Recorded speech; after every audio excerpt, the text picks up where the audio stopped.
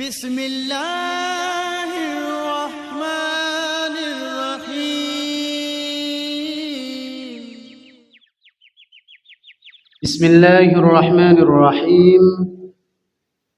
السلام عليكم ورحمة الله وبركاته.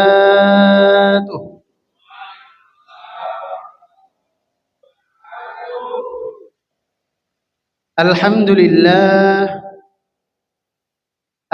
لله الذي أنعمنا بنعمة الإيمان والإسلام، والصلاة والسلام على أشرف الأنام سيدنا ومولانا محمد وعلى آله وأصحابه الكرام. قالوا سبحانك لا علم لنا إلا ما علمتنا إنك أنت العليم الحكيم. رب اشرح لي صدري ويسر لي أمري واحلل عقدة من لساني يفقهوا قولي وبعد. Yang kami hormati segenap pengurus Masjid Baitus Salam, yang kami muliakan Bapak Imam Masjid Baitus Salam, serta seluruh jamaah yang hadir pada malam hari ini. Bersyukur kita kepada Allah dengan sama-sama kita mengucapkan Alhamdulillahi Rabbil Alamin atas segala nikmat yang telah Allah karuniakan kepada kita. Yang paling besar kita rasakan pada malam hari ini adalah dengan dipilihnya kita menjadi hamba-hamba yang beribadah kepada Allah. Mudah-mudahan ibadah ini bisa terus kita jaga hingga wafat dalam keadaan husnul khatimah. Amin ya rabbal alamin. Berkurang keberkahan majelis ini kalau kita tidak bersalawat kepada Rasulullah. Maka kita bersalawat kepada beliau dengan sama-sama kita mengucapkan Allahumma salli ala Sayyidina Muhammad wa ala ali Sayyidina Muhammad. Jamaah yang dimuliakan oleh Allah, tanpa terasa pada malam hari ini kita sudah masuk kepada kalender baru tahun Hijriah. Kalau pertemuan yang lalu itu masih di akhir tahun, Ahad yang lalu, Ahad hari ini kita sudah masuk ke awal tahun 1400, alhamdulillah, 1445 Hijriah.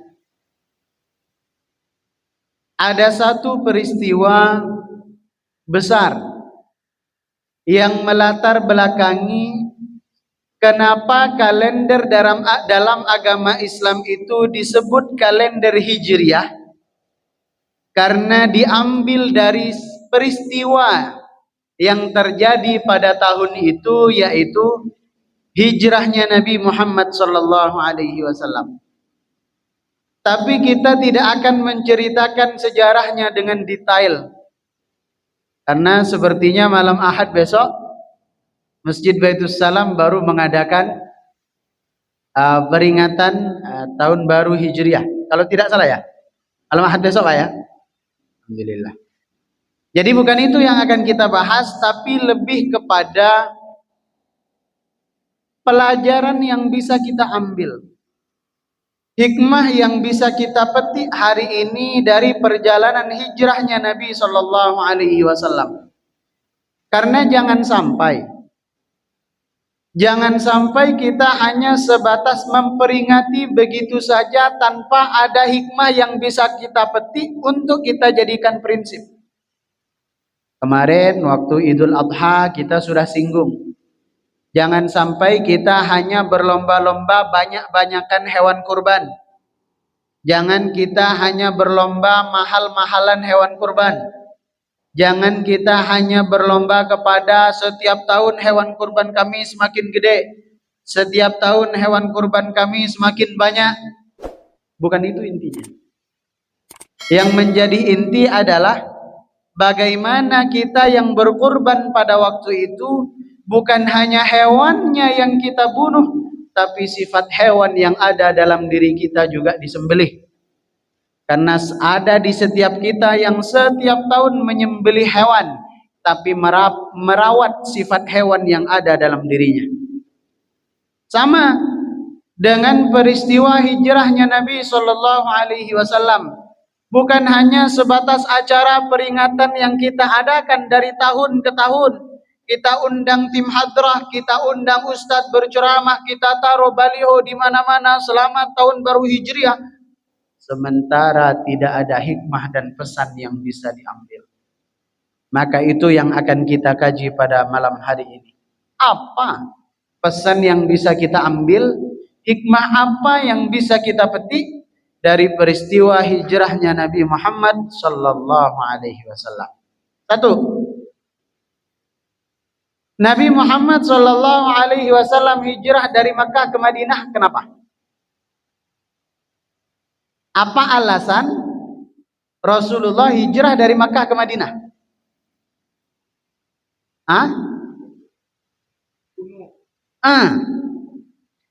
Ini salah satu kekeliruan yang mesti diluruskan. Tapi tidak apa-apa, setidaknya udah berani menjawab. Dan saya yakin itu rata-rata jawaban. Sudah biarin, nanti kalau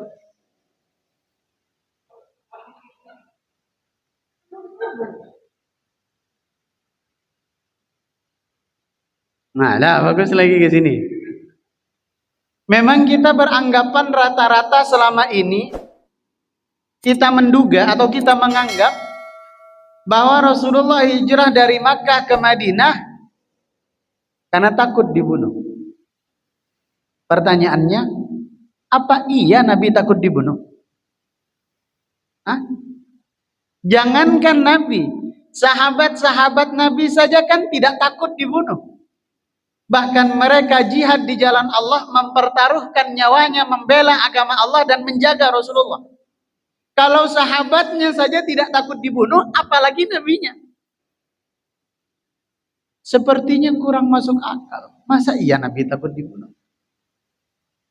Lagi pula begini, kalaulah Nabi itu hendak dibunuh, masa iya Allah nggak melindungi nabinya?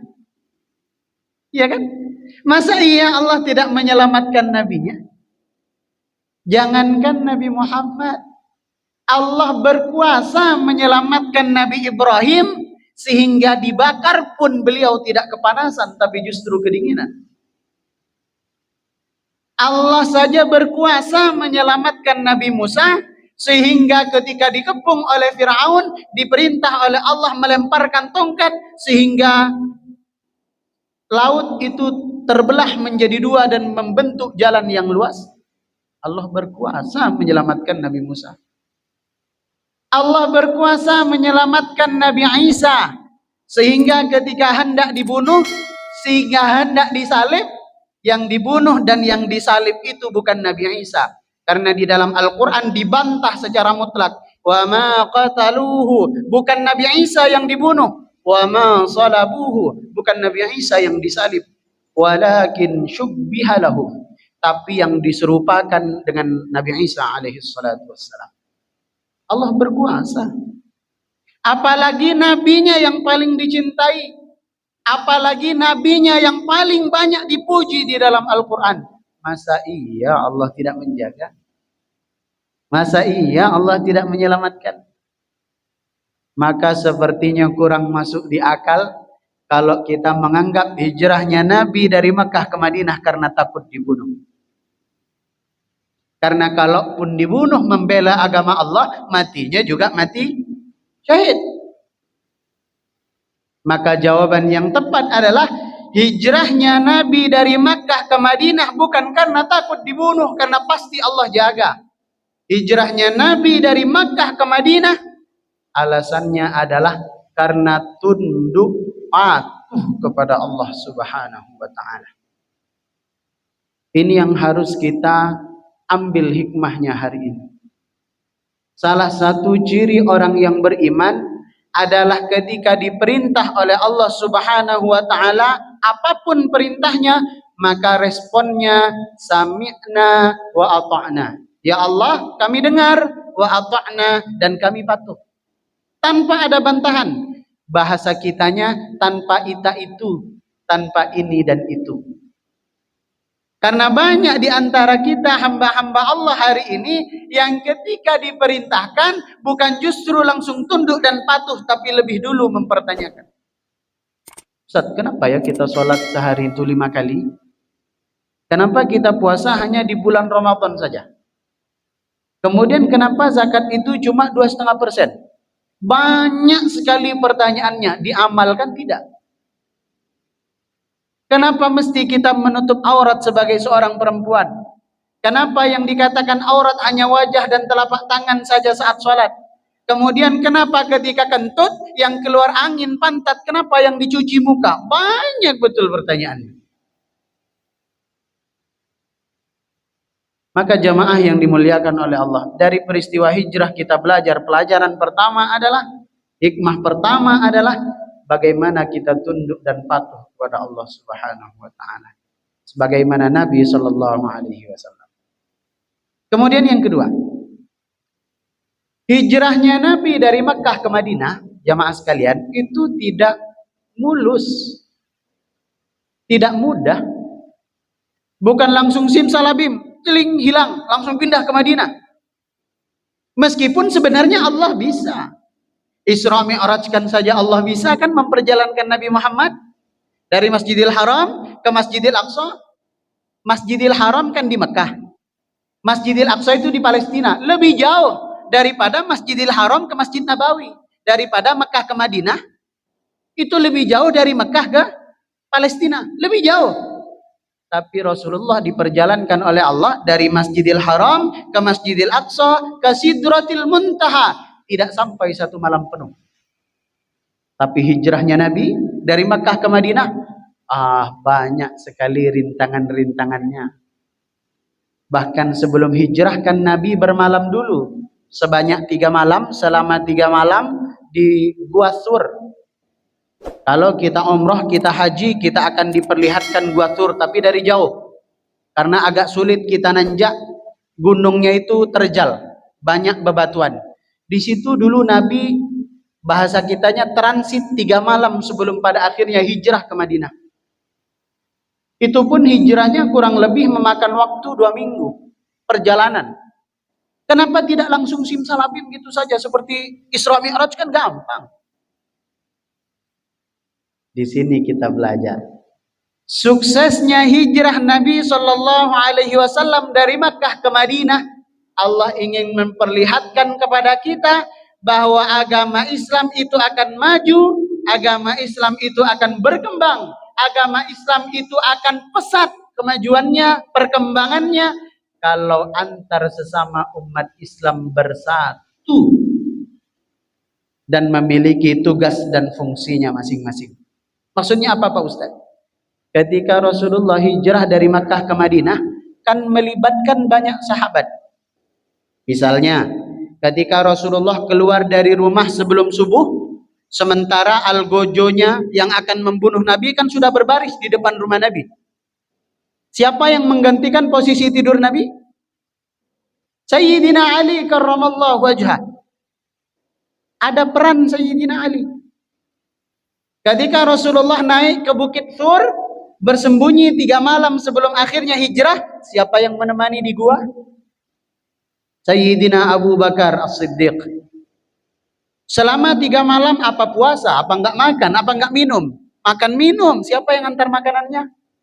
Asma binti Abi Bakar. Ada anak perempuannya Abu Bakar. Kemudian yang menjadi mata-mata, ada seorang sahabat yang ditugaskan menjadi mata-mata di siang hari, dia keliling di sekitaran Makkah. Baik itu di sekeliling Ka'bah dan di pasar-pasar kota Makkah untuk mencari informasi sejauh mana mereka mencari Nabi SAW. Siangnya keluyuran di Makkah, malamnya naik ke Bukit Sur dan dilaporkan kepada Nabi Shallallahu Alaihi Wasallam. Masing-masing sahabat punya tupoksi, tugas, pokok, fungsi, punya job description-nya, dan semuanya turut berkontribusi membantu Nabi Shallallahu Alaihi Wasallam. Dari sini kita belajar bahwa agama Islam di lingkungan kita akan pesat sebagaimana Rasulullah hijrah ke Madinah. Saat di Madinah tumbuh kembang luar biasa agama Islam. Karena bersatunya umat Islam, karena kompaknya orang-orang Islam. Misal Masjid Baitus Salam, ini masih akan lama nih proses pembangunannya kalau tidak kompak. Ini akan sulit ramai jamaahnya. Kenapa? Kalau tidak bersatu antar pengurus jamaah dan warga. Mustahil. Makanya hijrahnya Nabi Shallallahu Alaihi Wasallam melibatkan peran dan perjuangan banyak sahabat. Ada yang memperjuangkan hartanya Abu Bakar, ada yang memperjuangkan nyawanya Sayyidina Ali, ada yang memperjuangkan waktu dan tenaganya Asma binti Abi Bakar dan sahabat-sahabat yang lain. Maka untuk kemajuan agama Islam di lingkungan kita butuh ada yang berjuang sesuai dengan kemampuannya masing-masing. Maka dosa orang yang sebenarnya punya keahlian untuk berkontribusi tapi dia diam saja tidak mengambil posisi. Karena kita tawadhu kadang-kadang bukan pada tempatnya. Tawadhu ini kan bagus. Tawadhu ini kan rendah hati, baik. Tapi kadang-kadang tidak pada tempatnya. Misal, ayo siapa yang bakalan jadi bendahara masjid? Waduh, jangan saya. Waduh, jangan saya. Kadang-kadang yang amanah-amanah ini tak mau dia menjadi bendahara masjid. Sehingga kemudian yang ditunjuk yang tidak amanah. Itu yang amanah tadi, itu menanggung dosanya. Kenapa? Sebenarnya dia punya keahlian untuk memanage keuangan masjid, tapi dia nggak mau berkontribusi. Ada di sini orang yang dituakan, ditunjuk jadi ketua masjid misalnya, ditunjuk jadi RT misalnya, ditunjuk jadi RW misalnya. Beliau layak dijadikan panutan, tapi janganlah saya, yang lain saja. Akhirnya yang maju, akhirnya yang jadi, yang terpilih, yang tidak amanah. Baru kita sibuk di bawah, pemimpin itu seharusnya begini, RT seharusnya begini, RW seharusnya begini, pengurus masjid seharusnya begini. Lu kemana Bambang? Maka sebagaimana perjalanan Nabi Shallallahu Alaihi Wasallam, tawadhu bagus, tapi pada tempatnya. Idza wusidal amru ila ghairi ahli fantadhiris sa'ah. Ketika sesuatu itu diserahkan kepada yang bukan ahlinya, maka tinggal menunggu waktu kehancurannya. Maka ayo kita berkontribusi. Ustadz, kalau saya nyumbang kepada pembangunan masjid kayaknya agak berat Ustadz. Karena untuk makan sehari-hari saja saya susah Ustadz. Lalu apa yang bisa dibantu? Saya punya banyak waktu luang. Oke, ayo. Mau kita apakan masjid kita ini? Ustadz, kalau bicara soal waktu saya sibuk Ustadz. Saya bekerja, pergi petang, pulang petang. Apa yang bisa saya lakukan? Berapa gaji Bapak? Keluarkan zakatnya, infak sedekahnya di Masjid Baitus Salam. Ustadz, kalau uang saya sedekahnya nggak seberapa. Waktu juga tak banyak, tapi saya punya ide untuk kemajuan masjid. Berkontribusi. Ustadz, saya tak punya apa-apa, keahlian tak ada, waktu tak ada, uang tak ada. Tapi saya punya kemampuan silaturahim yang kuat. Jamaah itu dekat kepada saya, maka jemput. Jemput. Ayo Pak, kita sholat maghrib. Oke, yuk. Ayo Pak, kita sholat subuh. Ayo. Ayo Pak, kita sholat zuhur. Ayo. Ayo Pak, kita ngaji. Ayo. Ayo kita ke majelis. Ayo. Punya kontribusi semuanya. Yang bermasalah di lingkungan kita adalah kita tidak belajar dari peristiwa hijrah. Kebanyakan komplain, tapi tidak ada upaya dan keterlibatannya untuk memperbaiki apa yang keliru. Maka sekali lagi, kita berkontribusi. Termasuk beliau misalnya yang tukang editing ini luar biasa loh. Ini setiap waktu IG saya di tag. Baitussalam Arira telah menandai Anda dalam. Kenapa? Beliau ahli, maka kontribusinya ini. Aduh, kalau saya soal ngedit nggak bisa Ustaz. Tapi kalau nyusun bata jadi bangunan yang kuat, saya bisa kontribusi. Ustaz nyusun bata saya nggak bisa, ngedit video saya nggak bisa, ngumpulin jamaah nggak bisa. Tapi kalau saya bawa proposal untuk pembangunan masjid, saya punya banyak kolega, saya punya banyak kenalan pengusaha, saya dekat dengan pemerintahan, bawa proposal, ada kontribusinya. Tapi ya itu kadang-kadang yang terlalu banyak komplain ditinggal kita nih di wilayah kita, dimanapun kita tinggal, yang terlalu banyak komplain yang nggak ada kontribusinya. Maka belajarlah dari peristiwa hijrah. Sebenarnya bisa. Nabi itu simsalabim dari Makkah ke Madinah seketika, sekejap mata. Bisa. Tapi kenapa mesti banyak sekali kisah, harus 3 malam, kemudian bahkan nanti bukan hanya melibatkan orang Islam loh. Bukan hanya melibatkan orang Islam. Nabi itu tidak tahu, bahasa kitanya, jalan tikus. Dari Mekah ke Madinah Nabi nggak tahu. Karena kalau lewat jalan pada umumnya, lewat jalan gede bahasa kitanya, itu langsung ditangkap oleh kafir Quraisy. Maka perlu strategi, perginya malam hari dan nggak boleh lewat jalan umum, harus lewat jalan kecil, bahasa kita jalan tikus. Siapa penunjuknya? Abdullah bin Uraiqid, orang Nasrani, tidak beragama Islam. Tidak beragama Islam, meskipun namanya Abdullah bin Uraiqid, tapi nggak beragama Islam. Sekali lagi, kekompakan itu yang mesti kita bangun. Jangan sampai masjid kita hanya ramai tapi orangnya itu aja. Yang semakin yang kompak semakin dekat, yang nggak kompak semakin jauh dari masjid. Kita libatkan. Apa yang beliau bisa bantu untuk masjid, kerjakan. Apa yang beliau bisa sumbangkan untuk masjid, sumbangan itu bukan hanya uang. Bisa pikiran, tenaga, semangat, waktu, dan seterusnya. Kita harus punya kontribusi. Sebab demi Allah, maju dan mundurnya agama Islam ditentukan kita punya kontribusi atau tidak. Kita bekerja sama atau tidak. Kita solid atau tidak. Sebagaimana hijrahnya Nabi Muhammad SAW. Yang ketiga, Nabi SAW hijrah dari Mekah ke Madinah. Nah, ini menarik. Kenapa Nabi tidak hijrah ditemani oleh Sayyidina Umar? Padahal semestinya kalau Nabi hijrah ditemani Sayyidina Umar, itu perjalanan hijrahnya akan lebih mudah. Kenapa? Orang di Makkah itu paling takut sama 2 Umar. Yang pertama Umar bin Hisham, nama kerennya Abu Jahal. Yang kedua Umar bin Khattab, sahabat Nabi. Kenapa Rasulullah tidak hijrah bersama Sayyidina Umar? Padahal kalau hijrah sama Sayyidina Umar gak perlu ngumpet-ngumpet, gak perlu sembunyi-sembunyi, tinggal angkat pedang. Siapa yang menghalangi jalannya Muhammad, saya tebas kepalanya. Sekota Mekah takut sama Umar bin Khattab. Tapi Rasulullah tidak hijrah bersama Umar. Atau misalnya, kenapa Rasulullah tidak hijrah bersama pamannya, misalnya Sayyidina Hamzah.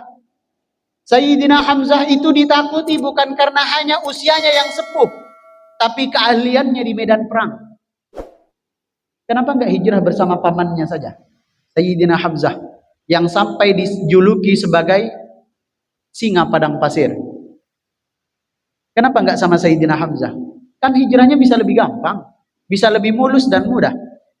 Tapi malah hijrahnya bersama Sayyidina Abu Bakar, yang mohon maaf sudah sepuh, yang keahlian di medan perang juga tidak ada. Kenapa hijrah bersama Abu Bakar? Maka poin yang ketiga yang bisa kita ambil dari perjalanan hijrah adalah agar saat kita berjuang di jalan Allah Subhanahu wa taala, bukan manusia yang kita andalkan tapi Allah Subhanahu wa taala. Karena kadang-kadang kalau seumpama misalnya Nabi hijrah bersama Sayyidina Umar, maka kita akan menganggap kenapa Nabi berhasil hijrah? Oh, karena Sayyidina Umar.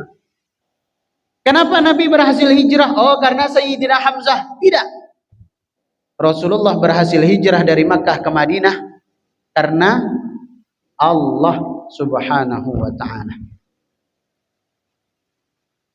Ada hubungannya dengan contoh yang tadi. Kalau kita berjuang untuk Masjid Baitus Salam misalnya, nggak usah berpikir panjang, nanti ini kalau ini gimana ya Ustadz, kalau begini gimana ya Ustadz, kalau begitu gimana ya Ustadz. Nggak usah banyak pikir. Yang penting kita berjuang di jalan Allah, nanti Allah yang akan ngatur skenarionya. Ustadz, kalau saya bendahara masjid bagaimana nih caranya? Masih butuh banyak dana untuk membangun masjid kita nih Ustadz. Mau dapat dari mana duitnya? Nggak usah sibuk mikirin dari mana duitnya. Berjuang saja, nanti Allah yang ngatur jalannya. Ustadz, berbusa mulut kita mengajak tetangga Pak Ustadz. Yang penting kita berjuang. Allah yang ngatur nanti bagaimana jamaah itu satu persatu terketuk pintu hatinya datang ke masjid. Dengan berbagai macam cara. Sebagaimana Rasul Sallallahu Alaihi Wasallam. Makanya ketika ngumpet di Gua Hira, di Gua Sur, Abu Bakar itu sempat ketakutan. Kenapa? Karena ketika malam hari, ternyata terdengar berita dari Badan Intelijen Negara pada waktu itu, meskipun julukannya bukan Pak Kumis ya, tapi Badan Intelijen Negara menyampaikan kabar kepada Abu Jahal bahwa Muhammad itu sembunyi di Gua Sur. Kemudian diutuslah 20 orang yang dipimpin oleh pembunuh bayaran namanya Waraqah. Meskipun pada akhirnya Waraqah ini nanti mu'alaf, kisah mu'alafnya dramatis sekali. Waraqah itu sampai naik ke Bukit Sur. Udah ngelihat, ngecek dari masing-masing sudut Gua Sur itu, dari masing-masing sudut Gunung Sur itu sudah dicek bersama 20 tentaranya. Sampai-sampai Abu Bakar itu begini, ya Rasul, Waraqah sudah persis ada di atas kita. Dia udah tengok ke kanan sudah. Dia udah tengok ke kiri sudah. Dia tengok ke atas sudah. Kalau kepala dia nengok sedikit saja ke bawah, dia akan melihat kita. Kalau dia melihat kita, habis. Kita dibunuh. Apa kata Rasulullah? Wahai Umar, kenapa kamu begitu khawatir? Ma dhannuka bitsnain? Apakah kamu mengira kita hanya berdua saja? Loh, memang kita berdua ya Rasul, hanya aku dan engkau. Apa jawab Rasulullah? Allah salisuhuma. Allah menjadi yang ketiga di antara kita. Bukan kamu yang menjaga saya, bukan saya yang menjaga kamu. Kita berdua akan selamat karena yang menjaga kita adalah Allah. Dan ternyata betul. Meskipun banyak riwayat yang kurang kuat, seperti misalnya dugaan kita Rasulullah tidak ditemukan karena dihalangi oleh apa? Sarang. Tidak salah, tapi pendapat ini kurang kuat. Pendapat yang paling kuat adalah riwayat menyebutkan bahwa Waraqah itu tidak diizinkan oleh Allah melihat ke bawah. Jadi kepalanya itu hanya nengok kanan, hanya nengok kiri ke atas. Ke bawah tidak diizinkan oleh Allah nunduk. Padahal di bawah pas itu ada Rasul Sallallahu Alaihi Wasallam. Maka kita belajar sekali lagi, ketika kita berjuang di jalan Allah Subhanahu Wa Taala, jangan kita merasa sendirian, jangan kita merasa kesulitan seakan tak ada jalan keluar. Allah salisuhuma, Allah yang ada bersama kita. Gak usah pusing mikirin gimana caranya, nanti Allah yang akan menunjukkan bagaimana caranya. Kita jadi takmir, kita jadi imam, kita jadi bendahara, kita jadi muazin, kita jadi marbot, jadi apapun, berjuang di jalan Allah, libatkan Allah, jangan mengandalkan siapa-siapa. Jamaah yang dimuliakan oleh Allah Subhanahu wa taala. Ingin kami berlama-lama, tapi Isya masuk jam 7.31. Sementara kami harus mengejar sholat Isya di perumahan Putri Hijau di Masjid Babul Jannah. Sekali lagi mudah-mudahan kajian yang singkat ini membawa banyak manfaat untuk kita, dan yang lebih penting lagi mudah-mudahan bukan hanya kalendernya saja yang baru, bukan hanya angkanya saja yang bertambah, tapi juga amal soleh kita bertambah, kebaikan kita bertambah, sedekah kita bertambah, majelis kita bertambah, ilmu kita bertambah, semangat dan istiqomah kita juga bertambah. Mudah-mudahan apa yang kita bahas pada malam hari ini bermanfaat untuk kita semuanya. Kita tutup dengan membaca doa kafaratul majlis. Subhanakallahumma wa bihamdika asyhadu an la ilaha illa anta astaghfiruka wa atubu ilaik. Kurang dan lebih mohon maaf. Wabillahi taufiq wal hidayah. Wassalamualaikum warahmatullahi wabarakatuh.